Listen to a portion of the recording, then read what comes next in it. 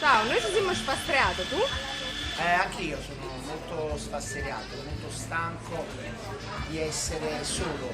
Io mi reputo un piccolissimo imprenditore che cerca ogni giorno in maniera una sana follia di voler aprire una bottega e dare possibilità di lavorare. Sono stanco che le istituzioni non ci sono vicine, sono stanco che io devo avere paura della polizia municipale o degli istituti come l'ASL o perché vengono e senza una buona informazione li condannano e ogni tipo di condanna è un verbale che poi mi impedisce di poter lavorare e il danno più grande, indipendentemente dall'imprenditore, lo subisce poi il dipendente, perché io poi sono incapace di poter continuare ad assumerlo o pagarlo in maniera equa e giusto quando dovrebbe essere remunerato. Allora dico basta a delle istituzioni assenti, basta alla cattiva informazione, perché tutto questo è voluto.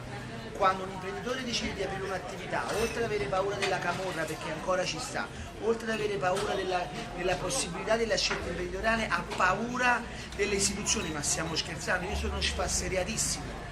Io ho paura ogni volta quando arriva una polizia municipale per me dico oddio, o mi farà chiudere, o mi farà un verbale, solo perché devono fare i bellini, devono decidere se è fatto bene o fatto male. Poi io voglio trasparenza, io voglio sapere quello che devo fare e posso fare e voglio pagare, ma mi voglio dalla mia parte, altrimenti io chiudo e se chiudo io, chiudono 6 persone, 6 famiglie, 7 famiglie, la speranza di poter andare avanti. Ecco perché sono spasseriato. Anche io. Di cosa? Dei politici. Solo? Soprattutto dei politici. Perché? Perché praticamente parlano e non fanno mai nulla. Le cose le vogliono cambiare ma alla fine rimangono sempre le stesse.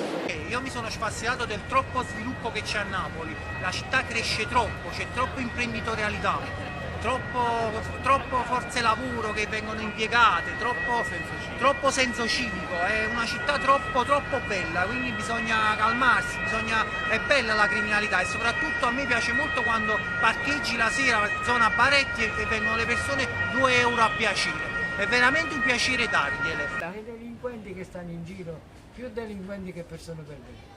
Mi sono spastriata delle solite persone che non amano gli animali, non vogliono farli mangiare, non vogliono farli bere per strada perché portano malattie e altro. Gli animali non portano malattie, non sono cattivi, la gente è cattiva. Fate del bene agli animali, ai gatti randaggi, cani, di tutto, perché gli animali sono meglio dei cristiani.